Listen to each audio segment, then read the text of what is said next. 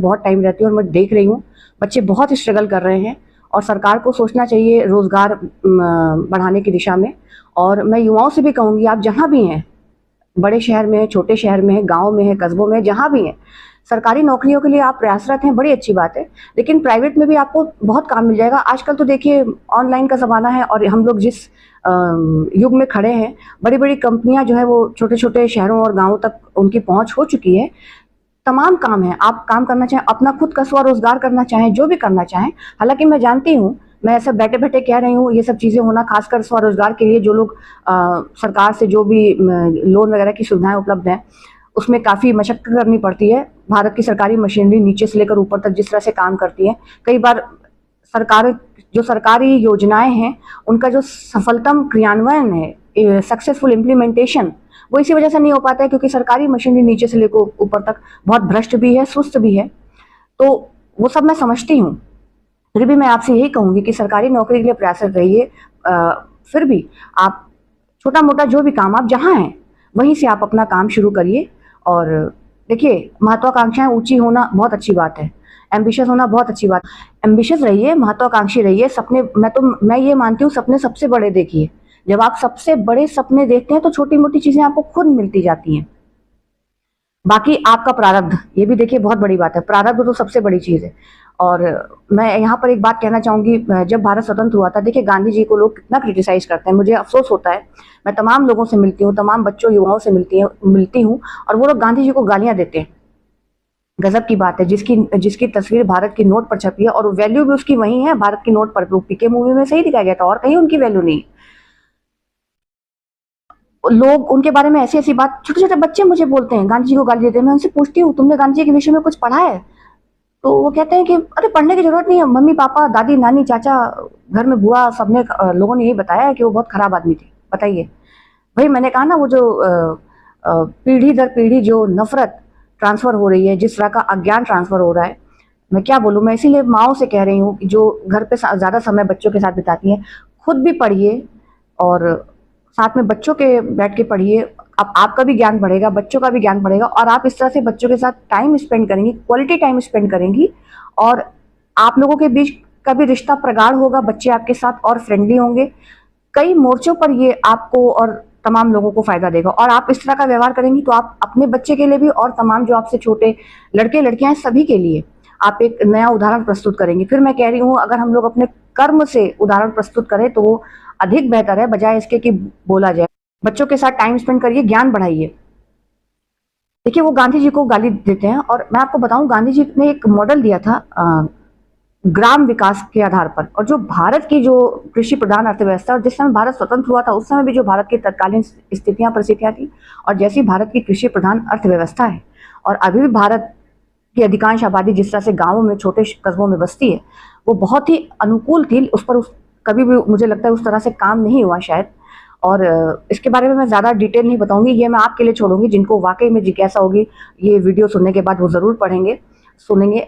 Online सब कुछ available है, उपलब्ध है सब कुछ, तो आप जाइए। और जो गांधी जी ने जो एक ये ग्राम विकास की जो अवधारणा प्रस्तुत किया था, बहुत अच्छी थी, उसको ध्यान दीजिए। और मैं युवाओं से कहूंगी उस पर ध्यान दीजिए, अपने स्वरोजगार पर ध्यान दीजिए, प्राइवेट कंपनी में आपको जहां काम मिलता है उस पर ध्यान दीजिए। और वो जो ग्राम विकास वाली जो उनकी अवधारणा है, इस पर मुझे लगता है अगर इस पर अच्छे से काम हुआ होता और आप युवा लोग अगर अभी खुद अपने स्तर से इस पर काम शुरू करेंगे, तो मैं आपको बता दूं, जो छोटे शहरों से, गांवों से, कस्बों से बड़े शहरों में पलायन होता है, ये रुक जाएगा। आप जहां हैं वहां पर आपको रोजगार मिलेगा, आप जिस स्थान पर हैं उसका और विकास होगा। और बड़े शहरों में जो दबाव बढ़ रहा है जनसंख्या का, उसमें भी रोकथाम आएगी। तो बड़े शहरों में भी बदलाव आएगा, काफी तरह का बदलाव आएगा। जब जनसंख्या दबाव कम होगा तो वहां भी और अच्छी, देखिए, पर्यावरण भी अच्छा होगा और तमाम और समस्याएं जो है, ट्रैफिक वाली समस्याएं हैं, बढ़ती आबादी बड़े शहरों में उनका दबाव, वो समस्याएं हैं। और जो छोटे शहरों से लोग जाते हैं और सक्सेस नहीं हो पाते, उसके चलते जो तमाम युवा पीढ़ी मानसिक दबाव झेलती है, इन सब में भी उत्तरोत्तर कमी आएगी। प्रोफेशन में भी बहुत समय तक रही, मैंने ये नोटिस किया कि जो मैथ्स के टीचर्स होते हैं, बावजूद इसके कि वो बहुत एफिशिएंट हैं, चाहे सरकारी में चाहे प्राइवेट में, वो पढ़ाते नहीं अच्छे से। देखिए, पहले से ही मैथ्स एक ऐसा सब्जेक्ट है जिसमें बहुत ज़्यादा बच्चों को इंटरेस्ट नहीं होता। पहले से ही नैसर्गिक तौर पर हर बच्चे का जो मैथ्स वाला ब्रेन है वो होता नहीं है। ऊपर से पढ़ाने का ढंग स्कूलों का इतना खराब है, टीचर्स का इतना खराब है कि बच्चे में इंटरेस्ट क्या आएगा और नफरत पैदा हो जाती है। तो मैं माँ बाप से कहना चाहती हूँ, अगर आपके बच्चे को मैथ्स में इंटरेस्ट नहीं है तो उसे जबरदस्ती फोर्सफुली डांट डपट कर मैथ्स मत पढ़ाइए। पता करिए टीचर का पढ़ाने का ढंग कैसा है। अगर उसका पढ़ाने का ढंग टीचर का नहीं अच्छा है तो उनसे बात कीजिए। अगर वहां से समस्या नहीं हल हो रही है तो आप खुद पढ़ाइए अगर आप पढ़ा सकते हो। और आप भी बच्चे को मैथ्स इस तरह से पढ़ाइए कि पहले बच्चे का मैथ्स में इंटरेस्ट डेवलप हो। उसके लिए बहुत ज़रूरी है बच्चे के साथ फ्रेंडली होना। एक तो वैसे ही मैथ्स के नाम से बच्चों में टेरर क्रिएट रहता है, उसमें आप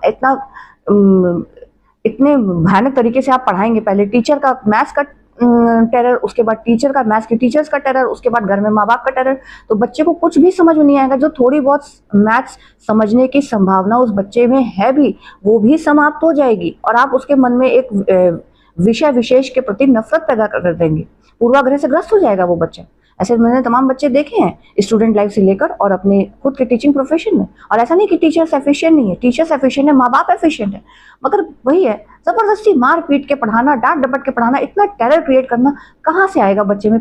कहाँ से बच्चे में ना उस सब्जेक्ट के प्रति, ना आपके प्रति, ना टीचर्स के प्रति, ना कोई प्रेम, ना कोई सम्मान। वही है जबरदस्ती थोपा वाला, बाहर से डर के मारे करा लो। देखिए, जब तक मैं इसलिए कह रही हूँ बच्चों के साथ या जो भी आपसे कमजोर है उनके साथ, मैं आपको इसलिए कह रही हूँ प्यार से बरतने को, कि आप उनके साथ सख्ती इसलिए बरतते हैं क्योंकि वो कमजोर है। आप जानते हैं वो कमजोर है, आप उन पर हावी हो लेंगे, लेकिन आप जानते हैं कि वो हमेशा तो कमजोर रहेंगे नहीं। बच्चे बड़े होंगे, फिर वो आप पर हावी होंगे, फिर आप वही रोना रोएंगे, बच्चे हमें समय नहीं देते, बच्चे मेरे साथ ये नहीं करते, बच्चे मेरे साथ वो नहीं करते।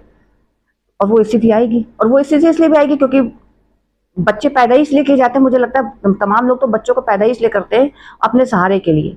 तो उनकी तो मैं क्या ही बात करूं। प्यार से पढ़ाइए, ये मेरी आपकी जिम्मेदारी है कि उनको पेशेंटली आप बार बार समझाइए। और फिर भी आपको लगता है, देखिए अगर आप इस तरह से टिके रहेंगे तो धीरे धीरे ही सही, बच्चा अगर बिलो द एवरेज है, तो मैं टीचिंग में रह चुकी हूँ, मैं इसलिए बता रही हूँ, अपने एक्सपीरियंस से कह रही हूँ। बिलो द एवरेज है तो एवरेज में आ जाएगा, अगर एवरेज है बिलो द एवरेज से एवरेज में आ जाएगा, एवरेज से बेटर में भी जा सकता है, और नहीं भी जाता है तो कम से कम वो विषय के प्रति उसको कोई घृणा नहीं होगी, पूर्वाग्रह से ग्रस्त नहीं होगा, बच्चा पढ़ाई से भागेगा नहीं।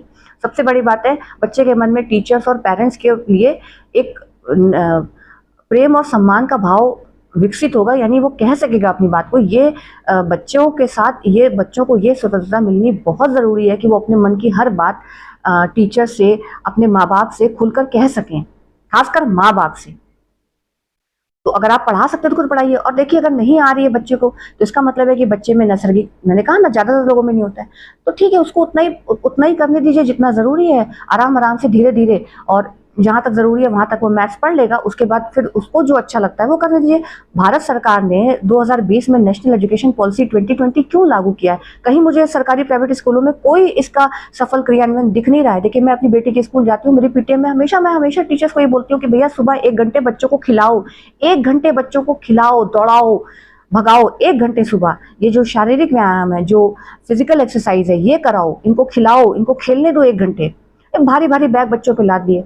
देखिए, मैंने कहा ना कि मैं हमेशा अपनी बात रख देती हूँ, और हमेशा मैं पीटीएम में अपनी बात रखती हूँ। और जो चीज़ थोपी जाएगी उसके दूरगामी परिणाम कभी अच्छे नहीं होंगे। तो बाकी देखिए, सब पेरेंट्स हैं, I am nobody to suggest anything. और मैं कौन होती हूँ किसी की पेरेंटिंग, मैं किसी की पेरेंटिंग जज नहीं कर रही हूँ। जो मेरा अनुभव है वो मैंने आपके साथ एक माँ होने के नाते साझा किया। बात बताऊँ, हम सभी लोग सांसारिक हैं और हम सभी लोग आध्यात्मिक हैं। मैंने कहा ना, संसार में आकर, शरीर में आकर ही तो अध्यात्म का भी अनुभव होगा।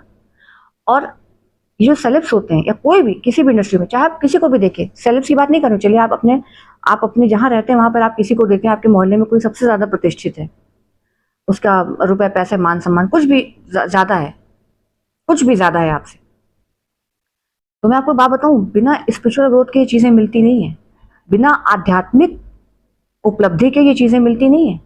क्योंकि हमारे तो जितने भगवान हैं, सनातन के जितने भगवान हैं, वो तो ऐश्वर्य से परिपूर्ण है। विष्णु हैं, लक्ष्मी हैं, सती हैं, पार्वती हैं। सती की जो 10 महाविद्याएं हैं, जिन्होंने 10 महाविद्याओं का अगर कभी भी इस विषय में सुना हो, जाना हो, चाहे वो माँ तारा हो, चाहे माँ महाकाली हो, चाहे माँ छिन्नमस्ता हो, चाहे माँ धूमावती तक, जिनको कि गृहस्थ नहीं सिर्फ सन्यासी ही पूछ सकते हैं, या विधवा औरतें ही पूछ सकती हैं। विधवा औरतों का मैं यहाँ पे, देखिए, इन चीज़ों को मैं मानती नहीं हूँ। मैंने कहा ना, ये क्योंकि माँ धूमावती के साथ एक मिथक ये जुड़ा हुआ है कि या तो सिर्फ सन्यासी, या जिन औरतों के पति नहीं है। लेकिन मैं इस चीज़ को मानती नहीं हूँ। मैं यहाँ पर भी मैंने अपनी ये तोड़ दिया है, इस मिथक को भी मैं तोड़ चुकी हूँ। तमाम देवियां जो हैं, माँ बगलामुखी हैं, माँ त्रिपुर सुंदरी हैं, जिन्हें अखिल ब्रह्मांड की सर्वाधिक सुंदर स्त्री कहा गया है। और मैं जब भी कहीं किसी को बहुत सुंदर देखती हूँ, चाहे स्त्री, चाहे पुरुष, चाहे बच्चा, चाहे बूढ़ा, चाहे कोई जानवर, कुछ भी, चाहे प्रकृति, तो मुझे ये विश्वास हो जाता है कि माँ त्रिपुर सुंदरी अवश्य है। क्योंकि अगर ये इतना सुंदर हो सकता है सब कुछ, तो इसका मतलब है कोई त्रिपुर सुंदरी जो शरीर से बियॉन्ड बॉडी आध्यात्मिक भी उतनी खूबसूरत है। वही खूबसूरती परिलक्षित हो रही होगी माँ त्रिपुर सुंदरी की, माँ भुवनेश्वरी की। तो चाहे माँ भुवनेश्वरी हो, चाहे माँ त्रिपुर भैरवी हो, जिनके लिए कहा जाता है कि माँ त्रिपुर भैरवी की जिन पर कृपा हो जाती है, वो अपनी उम्र से कम दिखते हैं। तो अगर कोई आपको अपनी उम्र से कम दिख रहा है, तो मान लीजिए कि माँ त्रिपुर भैरवी की कृपा है, यदि आप सच्चे भक्त हैं तो। और तमाम देवियां भी हैं हमारी, चाहे माँ कमला हैं, चाहे वो हो, चाहे माँ पार्वती, हमारे तो सारे देव, चाहे गणेश जी हो, भगवान गणेश अपनी दोनों पत्नियों रिद्धि सिद्धि के साथ जो प्रथम पूज्य भी हैं, सद्बुद्धि, विवेक, मंगल और तमाम तरह की रिद्धि सिद्धि समृद्धि देने वाले ही तो हैं भगवान गणेश। सारी समृद्धि तो प्रदान करने वाले हैं भगवान गणेश। तो हमारे तो सारे देवता ही ऐश्वर्य और भोग के देवता हैं। हमारे सनातन में कहीं दमन नहीं, हमारा तो, और कृष्ण परम भोगी परम योगी, हमारा तो धर्म ही है उत्सव, उल्लास, उमंग, उत्साह, आनंद का धर्म है। शिव जी हैं जो समाधि में लीन रहते हैं, लेकिन वो शिव की भी पूजा लोग करते हैं ऐश्वर्य प्राप्ति के लिए, और वो देते हैं लोगों को ऐश्वर्य। अरे हम आप मनुष्य हैं जो साधना करते हैं, और भगवान भी जब मनुष्य रूप में आते हैं तो साधना करते हैं, तपस्या करते हैं, और इस शरीर में आकर वो भी भोग से योग, योग से भोग तक की यात्रा तय करते हैं। तो हमारा, मैंने आपको कहा ना कि सेल्फ, अब जैसे मैंने भी एक शॉर्ट डाला था, कौन है मेरे लिए गुरु इष्ट आराध्य। देखिए मैं तो भगवान विष्णु और उनके सभी अवतारों को, खासकर भगवान कृष्ण मेरे हमेशा से मोस्ट फेवरेट रहे हैं, हमेशा से। और अब कुछ सालों से, वैसे मैं पहले देवी की पूजा करती थी, लेकिन इधर भी कुछ सालों से मेरा अपने आप स्वतः महाविद्याओं में रुझान बढ़ा, और महाकाली मुझे बहुत प्रिय है, बहुत प्रिय है। त्रिपुर सुंदरी भी, मैंने कहा ना, मैं अब कहीं भी सुंदरता देखती हूँ तो मुझे विश्वास होता है कि त्रिपुर सुंदरी कहीं है। उनको तो मैंने देखा नहीं, तो जो सुंदरता मैं आसपास देखती हूँ, प्रकृति में, पर्यावरण में, बच्चों में, किसी लड़की में, चाहे अपने देश की, चाहे दूसरे देश की, चाहे कोई भी, किसी को भी मैं कहीं भी कुछ बहुत सुंदर देखती हूँ, चाहे स्त्री, चाहे पुरुष, चाहे बच्चा, चाहे बूढ़ा, चाहे प्रकृति, पर्यावरण, चाहे कोई जंतु, कुछ भी जो मैं बहुत सुंदर, मुझे बहुत आकर्षण दिखता है, तो मुझे यकीन होता है कि भाई माँ त्रिपुर सुंदरी ही है, और कौन हो सकता है फिर। तो मैंने कहा ना कि मुझसे किसी ने पूछा गुरु कौन, तो देखिए मैं तो, हमारे जब सनातन में ही इतनी व्यवस्था है, इतने सारे भगवान है, इतनी सारी व्यवस्था है, फिर भी गुरु कौन। तो मैंने एक शॉर्ट बना के डाला है कि हम लोग सब एक दूसरे के लिए गुरु हैं, और हम लोग सब एक दूसरे के लिए शिष्य हैं। हम सब एक दूसरे से कॉन्शियसली अनकॉन्शियसली सीखते रहते हैं।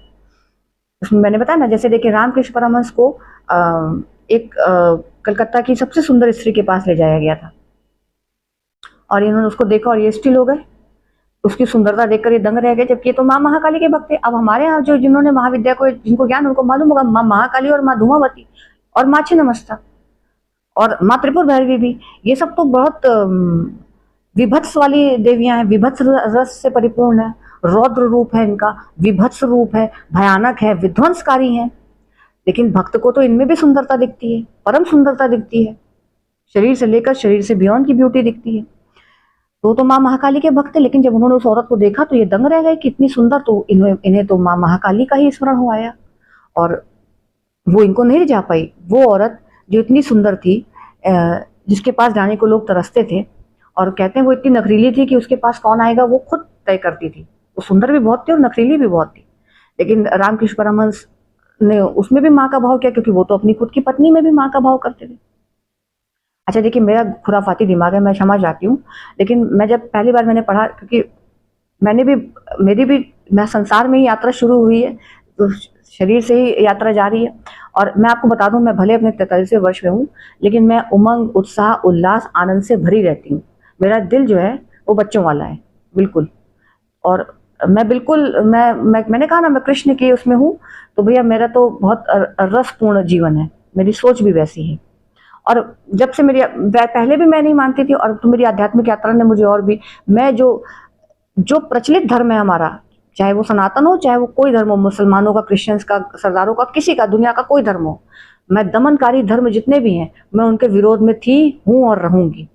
मेरे लिए धर्म दमन का नहीं है विषय, मेरे लिए धर्म है उमंग, उत्साह, आनंद, उल्लास का विषय, वही धर्म है। मेरे लिए धर्म है जियो और जीने दो, जहां मैं अपनी निष्ठा में रहूं, दूसरे की निष्ठा का अपमान किए बगैर, मेरे लिए वही धर्म है।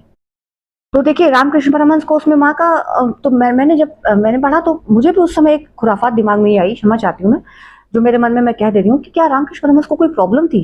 भाई इतनी खूबसूरत औरत, लड़कियां भी लड़कियों को देखकर खूबसूरती से वो हो जाती हैं, हालांकि तमाम लड़कियां दूसरी लड़की की खूबसूरती देखकर जलन से भर जाती हैं। मेरे साथ ये केस कभी नहीं रहा। मैंने कहा ना, लड़कियों लड़काओं, मुझे जब भी कुछ भी अच्छा लगता है तो मैं तुरंत तारीफ करती हूँ। तारीफ करना मेरा बड़ा नैसर्गिक गुण है। मैं तारीफ बहुत नेचुरल करती हूँ, मेरी बहुत तारीफ जो होती है वो नेचुरल है। मैं जबरदस्ती तारीफ नहीं कर सकती। अगर भगवान भी उतर के मुझसे कहें मेरी तारीफ कर, तो मैं नहीं कर पाऊंगी। अगर मुझे फील नहीं हो रहा तो मैं भगवान को भी बोलूंगी यार मेरे को फील नहीं हो रहा, मैं जबरदस्ती तारीफ नहीं कर पाऊंगी। अब वो और बात है, अपने और अपनों को जीवन मरण का प्रश्न हो जाए तो अलग बात है, जबरदस्ती वाली। नैसर्गिक तौर पर मैं प्रशंसा जो मुझे दिल से महसूस होता है मैं वही कहती हूँ। खैर, तो मेरे भी दिमाग में आया कि रामकृष्ण परमहंस को कोई प्रॉब्लम थी क्या। लेकिन फिर जब मैंने उनके और जीवन के संस्मरण पढ़े तो मुझे समझ में धीरे धीरे आने लगा कि नहीं, वो सच में भक्त थे। और वो कि हम लोगों को, किसी को भी, आपको, मुझको, किसी को भी स्पिरिचुअल इंसाइट तो कहीं भी मिल सकती है। और जो सेलेब्स भी होते हैं ये सब डिवाइन होते हैं, हम सब डिवाइन ही तो हैं, लेकिन अपने को भूले रहते हैं। माया का प्रहार ऐसा है, माया का आवरण ऐसा है, अपने को भूले रहते हैं। किसी ने मुझसे पूछा था देजा वू के बारे में, भैया सबको होती है। मैंने उसको बोला सबको होती है, ये जो सेलेब्स होते हैं इनको भी होती है, सेलिब्रिटीज को भी होता है, इनका भी जो इंट्यूशन पावर है गजब का होता है, इनके सिक्स सेंस गजब के होते हैं। आपको क्या लगता है इनके सिक्स सेंस ही होते हैं? इनके सिक्स सेंस बहुत गजब के होते हैं। सेलिब्रिटीज के सिक्स सेंस बहुत गजब के होते हैं। सेलिब्रिटीज को भी इंट्यूशन होते हैं, मुझको होते हैं, आपको होते हैं, दुनिया में तमाम लोगों को होते हैं।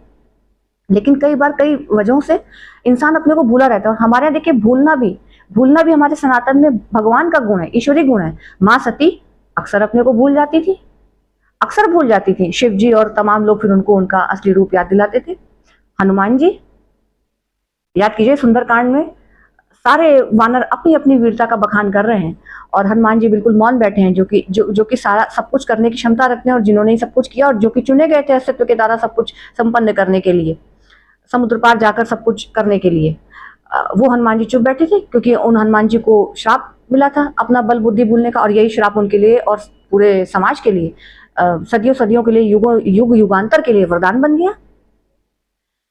क्योंकि भाई वो बल बुद्धि विवेक से परिपूर्ण थे, इतनी असीम ऊर्जा थी, जरूरी था उनकी इस ऊर्जा को नियंत्रण में लाना। इसीलिए उनके लिए श्राप नहीं, ये वरदान था उनके लिए और सबके लिए, युगांतर के लिए, कि वो अपने बल बुद्धि विवेक को भूले रहें जब तक कोई उन्हें समय पड़ने पर और उचित आवश्यकता पड़ने पर याद न दिलाए।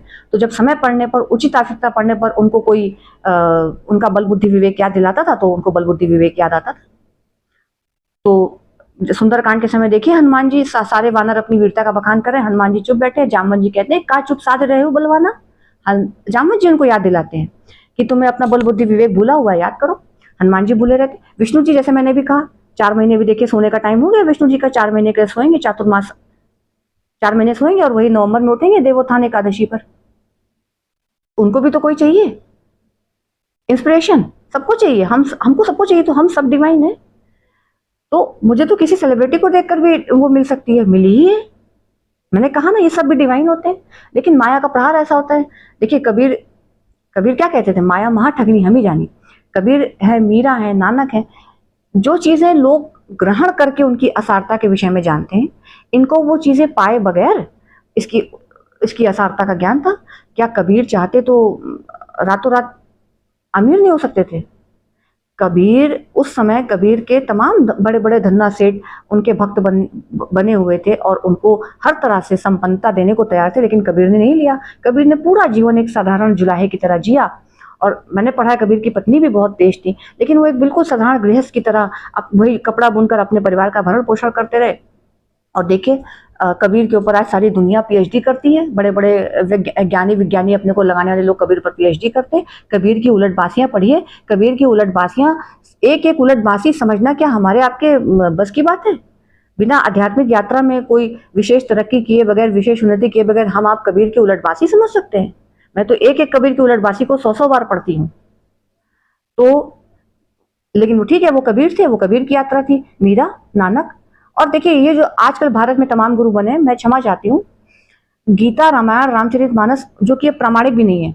मुझे हमेशा लगता है गीता भगवान कृष्ण ने कहा है, मुझे इस पर भी संदेह है, लेकिन जिसने भी लिखा है गीता के कुछ लोग बहुत जबरदस्त हैं, लेकिन रामचरितमानस और गीता पर तो गीता पर भी आप भरोसा नहीं कर सकते। देखिए इतने पुराने पुराने ग्रंथ, वेद पुराण उपनिषद उस समय भोजपत्रों पर लिखे जाते थे, लिपि दूसरी होगी, भाषा दूसरी होगी, वो अपने मूल रूप में कहीं भी उपलब्ध नहीं है। जो आज हम लोगों को पढ़ने को उपलब्ध है ये सब अभी बहुत ही नए नए लिखे गए ग्रंथ हैं, और ये सब ज्यादातर छेपक है, लोगों ने लिखे हैं। रामचरितमानस ही है जिसको आप कह सकते हैं गोस्वामी तुलसीदास जी की, और बाकी जो भक्त लोग हुए सूरदास, रसखान, मीरा, इनके ही रचनाओं को आप प्रामाणिक मान सकते हैं। बाकी जो बहुत पुरानी रचनाएं, वेद पुराण उपनिषद और रामायण, वाल्मीकि कृत रामायण, हम सब जानते हैं ये मूल रूप में कहीं भी उपलब्ध नहीं है, हो ही नहीं सकती। उस समय कैसे, किस भाषा में, किस लिपि में लिखी गई, संभव ही नहीं है। तो छेपक ही छेपक मिले हैं।